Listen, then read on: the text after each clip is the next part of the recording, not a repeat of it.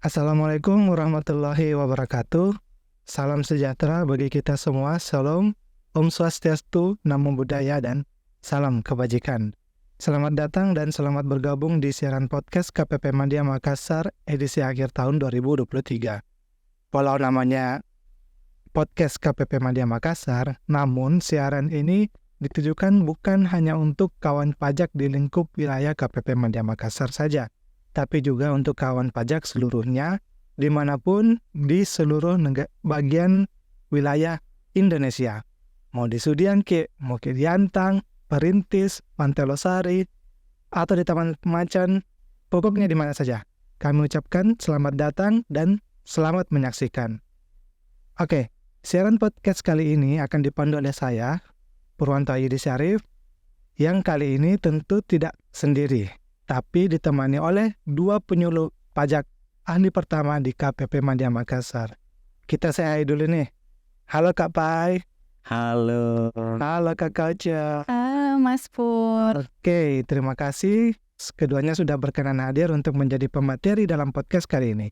Semoga sudah sehat, siap walafiat untuk menjawab kegelisahan dan kekhawatiran kawan pajak dalam tema podcast kita kali ini tentang pemutakhiran data NIK NPWP bikin ketar-ketir.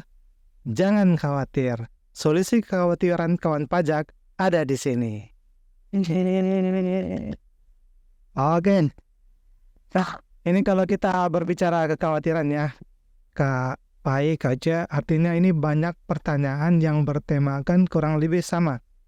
Terkait NIK sebagai NPWP tentunya yang intens atau masuk di layanan konsultasi KPP Madya Makassar.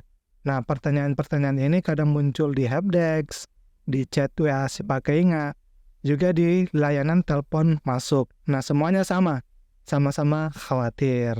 Oke. Pertanyaan di dalam podcast kali ini mungkin agak berat ya kawan pajak, namun akan terasa ringan apabila kawan pajak itu menyiapkan makanan dan minuman. Jadi di bawah santai saja, biar ilmunya lebih terserap. Saya ambil minuman dulu, Bro. Oke, silakan Kak Pai. Bukan sponsor. Ya, Tadi katanya kan berat kan ya, jadi butuh waktu. berat. Oke, tanpa perlu berpanjang kali lebar lagi, yuk kita langsung tanyakan pertanyaan pertama kepada siapa dulu nih? Kak Pai atau Kak Ja? Ladies first. Oke, ladies first, silakan Kak Ja.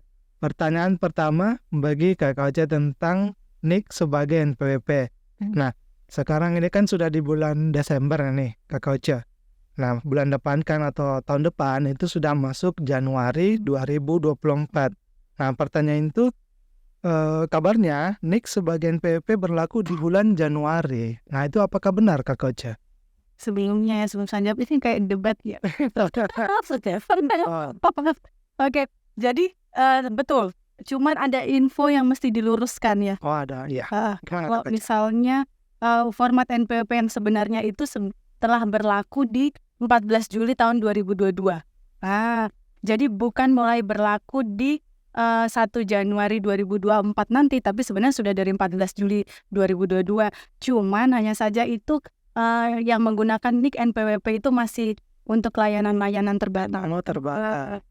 Nanti kalau pas Juli 2024, nah itu semuanya sudah menggunakan NIK itu sebagai Layanan administrasi perpajakan semua menggunakan NPWP. NIK sebagai NPWP. Jadi sebenarnya udah lama Mas Pur. Jadi bukan ujuk-ujuk nanti 1 Januari 2024, enggak, ini udah mulai berjalan. Iya, berarti istilahnya kita bertahap ya, Kak Ja ya. Betul. Jadi yang sekarang itu kan bisa pakai dua. Kalau mau login di DJP Online kan bisa pakai dua itu. Bisa pakai NPWP, bisa pakai NIK kalau memang sudah validasi. Oke. Jadi nanti di Juli 2024 yang dipakai hanya NIK. NIK saja. Jadi nanti pas Juli nggak ada lagi format NPWP. Nggak ada lagi NPWP 15 digit. Nah, seperti sudah terjawab ya, kawan pajak, bahwa khawatirannya itu bukan pada saat nanti tahun depan atau tanggal 1, tapi sebenarnya sudah dimulai secara bertahap. Mungkin ada lagi tambahan Kak Ja? Tambahannya itu berarti kalau perlu diingat bahwa nanti mulai 1 Juli 2024 untuk orang pribadi itu NPWP-nya menggunakan NIK, Terus kalau badan, instansi pemerintah, dan orang pribadi bukan penduduk, NPWP-nya adalah 0 ditambah NPWP lamanya. Terus kemudian untuk WP cabang adalah angka 0 tambah NPWP lama ditambah dengan NITKU. Jadi nanti totalnya untuk NPWP cabang itu 22 digit. Wow, berarti nanti untuk NITKU sendiri Ya. di 1 Juli ya berlakunya ya. Juni dulu. 1 Juli 2024 semua berubah.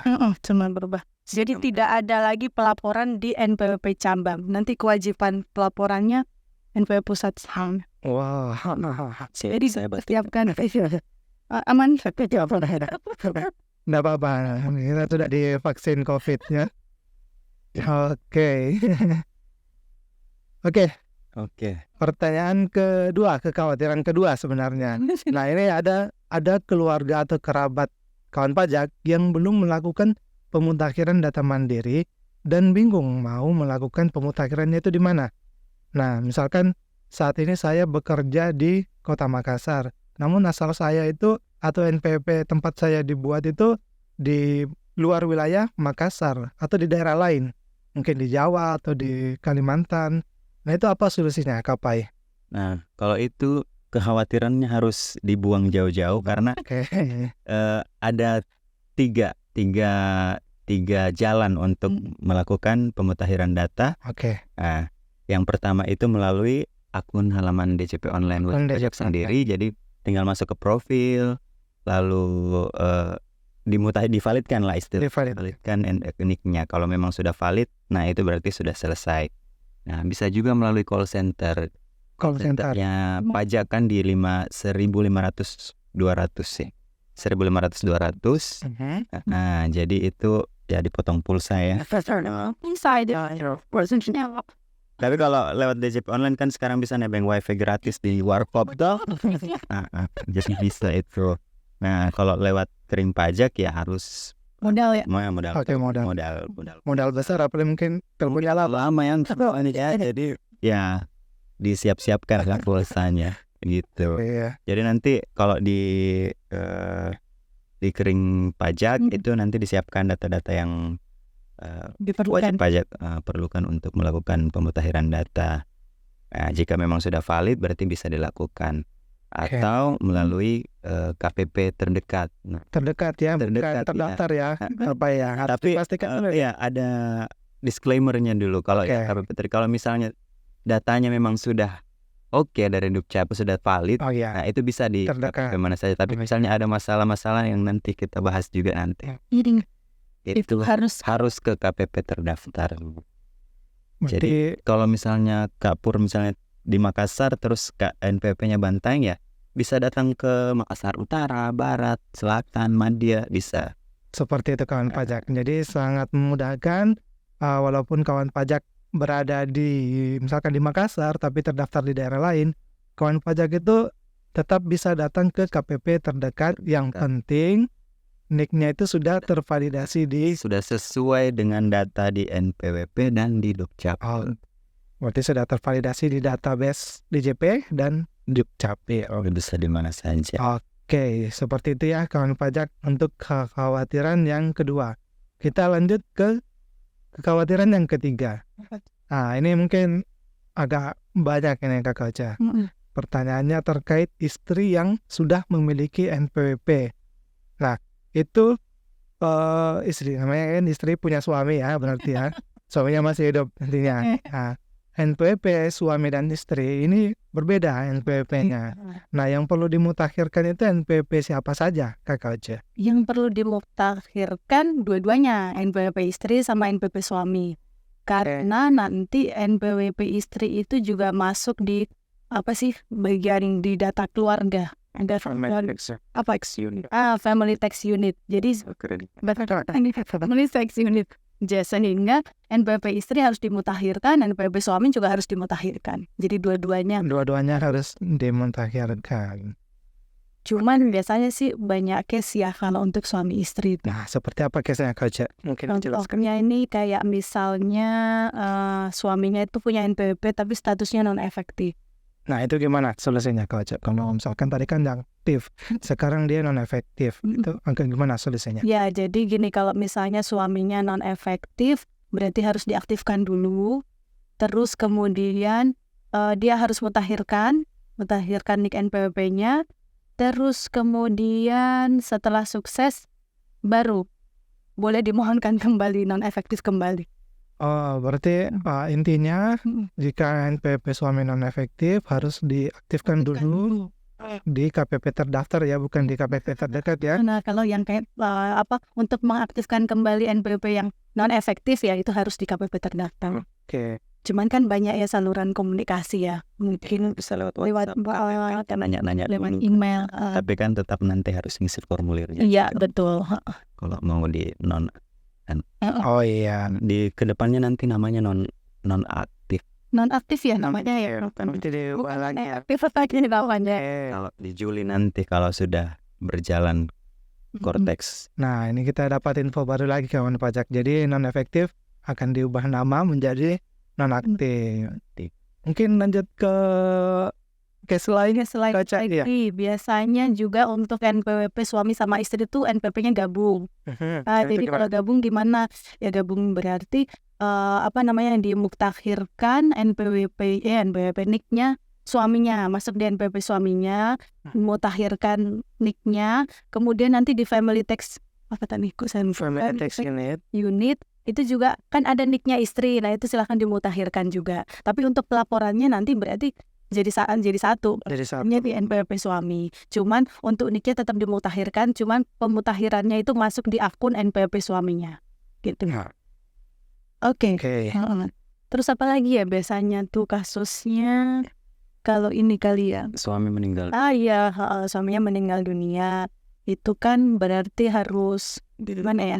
Dilapor dulu agak panjang. Jadi harus lapor dulu di KPP terdaftarnya untuk untuk NPWP suaminya kan nanti dihapus kan. Iya, tapi dipastikan dulu ya untuk warisannya sudah terbagi ya atau belum terbagi. Ada diperiksa dulu lah kalau NPWP penghapusan NPWP kan seperti itu. Iya. Terus nanti istrinya memvalidasi NIK-nya untuk menjadi NPWP. Nanti istrinya kalau memang daftar sendiri. Kalau memang ini ya memenuhi persyaratan dan objektif. Misalnya memang istrinya bekerja, cuma selama ini misalnya gabung NPWP sama suaminya, ternyata suaminya sudah meninggal.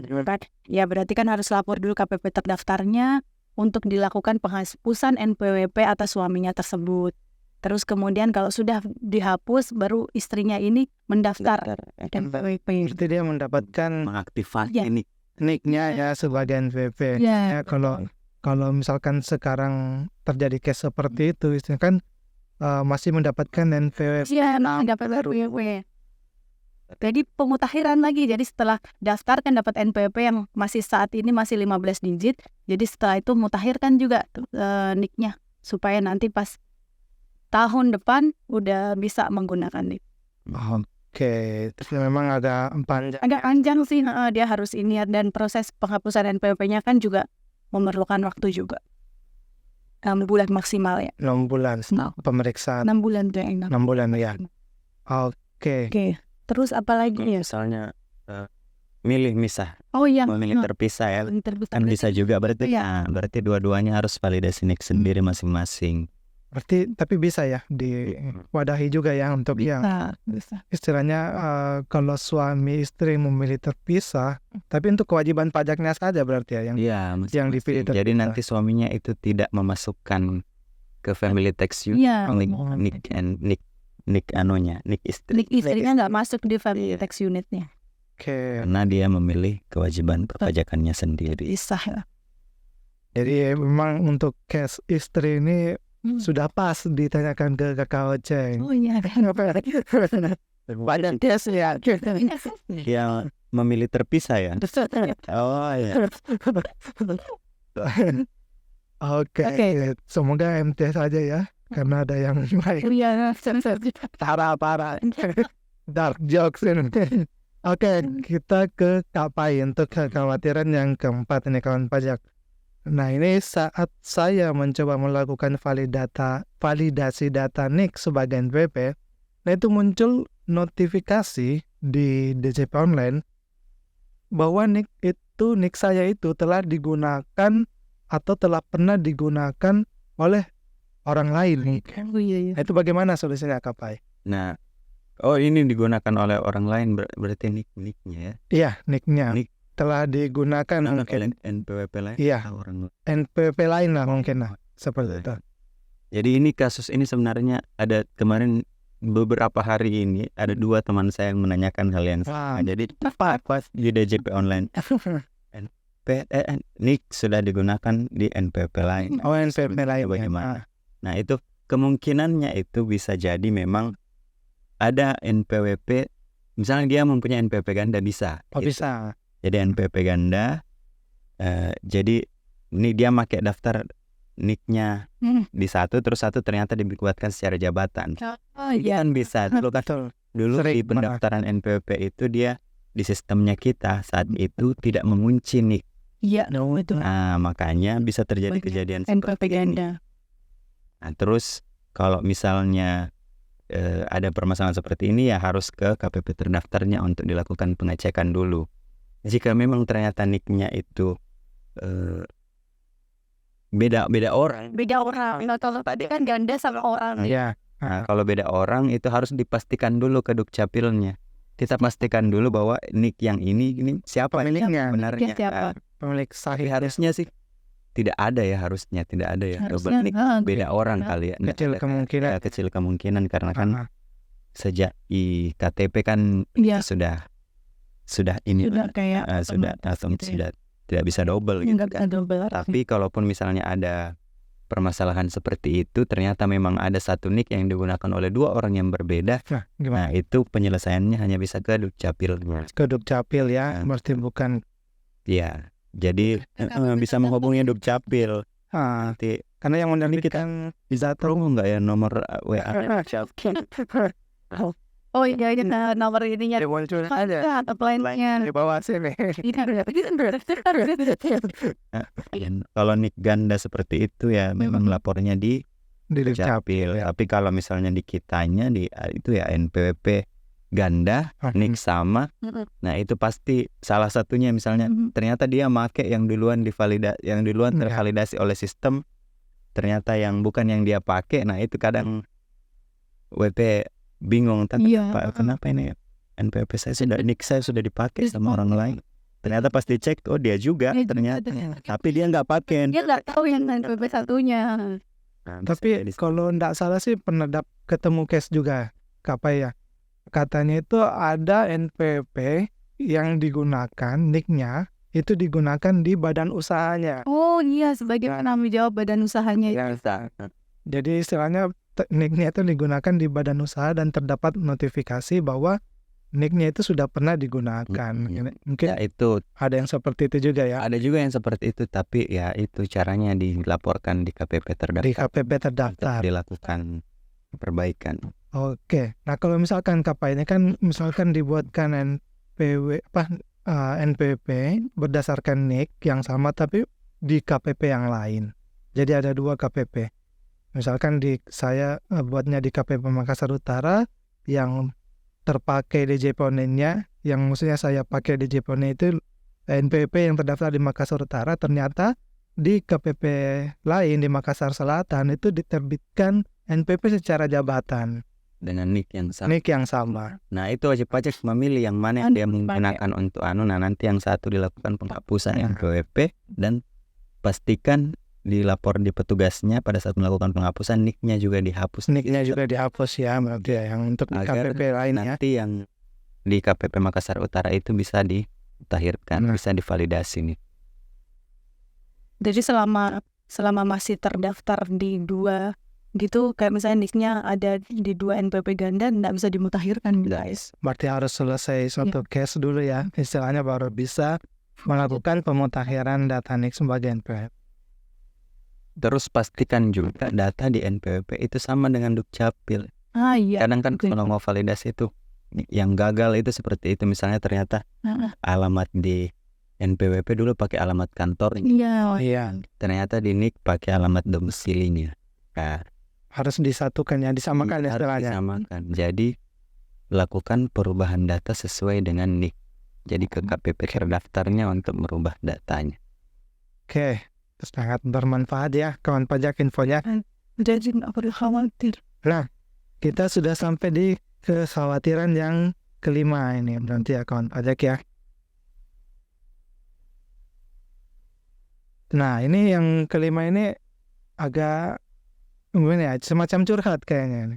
Nah, saat ini Coach ya, saya itu perasaannya itu sering dikejar-kejar pemutakhiran data NIK menjadi NPWP. Mulai dari pihak bank tempat saya menyimpan uang, terus ada lawan transaksi yang bekerja sama dengan saya sebagai penyedia jasa. Terus juga misalkan ketika saya ingin membeli barang dalam jumlah yang cukup besar. Nah, itu semuanya meminta saya melakukan pemutakhiran NIK menjadi NPWP. NIK sebagai NPWP. Nah, pertanyaannya, mengapa sih bukan DJP saja yang melakukan validasi data NIK ke Dukcapil tanpa harus menyulitkan WP melakukan validasi? Gimana Kakak Ocha? Iya sih, memang banyak banget yang dapat ini himbauan untuk pemutakhiran NIK NPWP. Sebenarnya semua itu tuh dilakukan untuk kebaikan kawan pajak sendiri. Jadi banyak yang remindernya banyak gitu. Ini ngingetin karena nanti pas udah berlakunya jangan sampai seolah-olah kayak saya nggak pernah diingetin, nggak pernah ada ini nama. Playing game ya. Begitu. Cuman ada info yang mesti diluruskan gitu, Mas Boris. Sebenarnya bukan karena DJP itu, kenapa sih nggak mutahirin sendiri aja datanya? Kan NPWP di DJP, kenapa nggak langsung dimutakhirkan? Sebenarnya DJP itu sudah pemutahiran, sudah melakukan pemandanan NPWP, data NPWP itu dengan data NIK di Dukcapil. Nah, itu disinkronkan gitu. Kita sudah melakukan itu. Jadi sebenarnya yang perlu dimutakhirkan itu adalah yang memang belum valid gitu. Jadi kalau misalnya dia sudah valid, dia otomatis valid juga sih. Kalau pas masuk di DJP online itu ada beberapa WP yang memang dia sudah dia merasa tidak pernah melakukan status ya, sudah valid. Berarti itu dia sudah berhasil dimutakhirkan DJP berarti. Iya, betul, karena datanya udah valid antara data NPWP-nya sama NIK di Dukcapilnya. Terus kemudian masih banyak yang belum valid, yang maksudnya antara data di NPWP sama data NIK di Dukcapil itu berbeda. Makanya WP perlu pemutakhiran sendiri, pemutakhiran mandiri. Apalagi untuk NPWP lama ya. NPWP lama ya. Yang masih belum IKTP ya. IKTP, betul. Kan ada tuh banyak yang orang-orang tua tuh kan tidak melakukan, tidak mendaftar IKTP kan. Sengaja pakai ini ya. Nah kan iya, kalau dulu kan sudah seumur hidup, jadi ngapain dia mutakhirkan. Terus juga banyak kayak tadi Kak sebutkan alamatnya sudah berbeda. Nah, itu kan perlu divalidasi dulu yang mana yang benar. Makanya butuh untuk pemutakhiran secara mandiri. Jadi yang belum mutakhir itu juga yang status yang belum valid itu yang khususnya di data NIK-nya, data namanya, tempat lahir. Iya, berarti sekalian menambahkan juga kan family tag unit-nya dia kan, nama anggota keluarga kan sekalian di situ, atau mungkin daftar tanggungan. Iya, sebenarnya itu masuknya untuk validasi itu juga ke depannya kan, untuk data tanggungannya supaya lebih valid. Kan selama ini kalau bikin bukti potong, mungkin perusahaan-perusahaan gitu bukti potong A1, A2 biasanya kan tanggungannya itu kan nggak sesuai ya, misalnya di tengah-tengah tahun ada pegawainya yang nambah anak, ya udah pas bikin bukti potong langsung aja dibikinkan tambah anaknya, padahal kan harusnya nggak seperti itu. Begitu sih. Oke, kita lanjut ke kekhawatiran yang keenam nih. Mungkin sedikit melanjutkan dari pertanyaan ke Kakak Oce sebelumnya, Kak Pai. Nah, ini kekhawatiran saya dikejar-kejar terus baca. Sudah ketahuan. Ini ada sabar karena NIK. Kalau dulu kan NPWP kan kadang ya bisa dibilang datanya terkadang ya tidak sesuai dengan yang di lapangan. Nah, sekarang kan kalau sesuai NIK, apa-apa kan butuh NIK. Nah, terrekening butuh NIK. Iya, betul. Beli barang butuh NIK. Sebenarnya yang perlu khawatir sih orang yang selalu sembunyi ya. Iya, betul.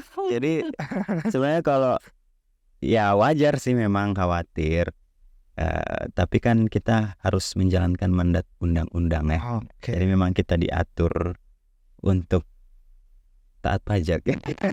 Bijaksana sekali Pak hari ini. Jadi ya memudahkan juga untuk petugas pajak untuk mengetahui siapa-siapa yang belum bayar pajak, siapa-siapa yang punya harta banyak. Itu kan demi negara juga. demi APBN juga. Iya. Jadi ya jangan maulah menjadi warga negara yang kabur dari undang-undang gitu kan. Jadi kita menjalankan saja mandat undang-undang. Jadi kalau misalnya saya kan, kalau saya sih ya, kalau saya bersyukur banget kalau saya bayar banyak banyak bayar pajak. Kenapa? Tajir saya. Kalau kita berada di lapisan 35%, berarti sudah Penghasilannya sudah MM-an berarti ya. Oke. Jadi memang ya integrasi ini menjadi identitas perpajakan itu ya memang untuk ini mendukung kebijakan fiskal pemerintah. Dan satu juga tujuannya itu waktu itu saya dengar yang waktu awal-awal itu ya satu data Indonesia. Jadi kayak social security number di Amerika lah ceritanya. Jadi everything semua bahasa Inggris. Ya social security number minta. Jadi memudahkan kita untuk semua administrasi apapun yang dilakukan. Jadi mau ini mau itu mau ini, nggak perlu lagi capek-capek. Mana nomor NPWP? Cari lagi. Mana nomor ini kan satu data Indonesia. Jadi Berarti tidak perlu merasa dikejar-kejar sama petugas pajak. karena memang itu jadi kewajiban kita sebagai warga negara Indonesia, tidak boleh kabur dari pajak. Tapi ya kawan pajak Ya kan cuman dua yang tidak bisa dihindari di dunia, kematian dan pajak. kayaknya mirip peribahasa dalam bahasa Inggris ya. Oke. Mungkin yang sedikit di dalam pikiran saya, ketika kita merasa dikejar-kejar, itu berarti kita sedang menyembunyikan sesuatu. Ya betul. Jadi kalau misalkan saya kaya, amin. Bukan ini ya, bukan promosi cawapres. Tapi ketika misalkan saya membeli kapal pesiar, tapi saya daftarkan kapal pesiar ini atas nama anak saya. Nah, anak saya ini itu kan sudah saya masukkan di dalam family tax unit tadi ya. Berarti kan artinya saya tidak perlu merasa saya sembunyikan harta ini karena anak saya sudah saya masukkan di dalam family tax unit seperti itu. Jadi tidak ada yang disembunyikan kan, seperti itu kan ya maunya negara. Iya, benar. Mau pakai namanya siapa? Mau pakai anggota keluarga yang lain, mau pakai nama istrinya, tidak ada. Apalagi kan kalau di semakin tahun kan porsi dari pajak untuk mengisi APBN itu kan semakin besar. Kita kan nanti targetnya itu semua APBN 100% dibiayai dari pajak. Nah, makanya jadi kita karena kan SDA sudah mulai berkurang. Betul. Emas di sudah jadi lubang. Dari gunung jadi lubang. Jadi sudah mulai. Terus orangnya sudah pergi meninggalkan. Ya, sudah meninggalkan. Kan noda. Memang tujuan pemerintah itu ya 100% APBN dibiayai dari pajak. Oke. Nah, itulah tadi seluruh pertanyaan-pertanyaan yang berangkat dari kekhawatiran kawan pajak selama ini yang akhirnya tercurahkan di podcast kita kali ini. Saya pikir sudah lengkap sekali ya pembahasan dan solusinya. Nah, apabila masih ada pertanyaan yang mungkin menurut kawan pajak itu belum tersampaikan oleh saya sebagai MC, boleh deh silakan langsung komentar ke kolom komentar yang ada di podcast kita di bawah, bagian bawah. Dan kalau ada kawan pajak yang merasa jawaban dari pemateri mungkin terlalu cepat atau mungkin belum sempat dimengerti, nah boleh deh silakan dinonton ulang siaran podcast ini di YouTube KPP Madya Makassar. Kalau pajak bisa sambil diulangi, di rewind lagi. Dan kalau sudah paham, kami sangat mengapresiasi kawan pajak untuk membantu menyebarluaskan informasi ini kepada teman-teman yang membutuhkan.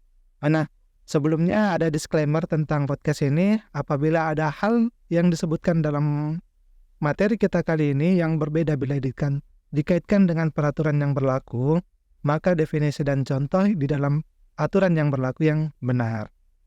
Oke, Oke, sudah lebih 30 menit sudah lebih 30 menit kita bersama kawan pajak. Sudah saatnya kami bertiga pamit undur diri. Terima kasih banyak kepada Kak Pai, Kak Oce, terima kasih atas sharing ilmunya. Semoga selalu sehat dan kita semua masih bersama di Kasar agar bisa lebih sering berbagi ilmu tentunya kepada kawan pajak di mana saja, bisa lewat kelas pajak, live IG atau podcast ya. Iya. Dan semoga kawan pajak yang menonton podcast ini dapat memperoleh ilmu serta manfaat. Pesan saya sebagai MC, jangan lupa untuk segera melakukan pemutakhiran data mandiri. Jangan lupa untuk mengupdate profil, data KLU-nya, data Family Tax Unit atau data anggota keluarga. Karena NIK dan NPWP akan berlaku secara bertahap sampai dengan Juli 2024. Berlaku secara masif di Juli 2024. Di instansi, di lembaga, asosiasi, dan pihak lainnya dimanapun di seluruh Indonesia. Pokoknya sekali lagi saya ingatkan, nah terakhir dengan pantun, bahwa ada gula, ada semut, NIK sebagai NPWP, siapa takut? Akhir kata, saya pun dan saudaraku yang bertugas, pamit undur diri, sampai jumpa di acara atau kelas edukasi KPR selanjutnya. Wassalamualaikum warahmatullahi wabarakatuh. Terima kasih dan sampai jumpa.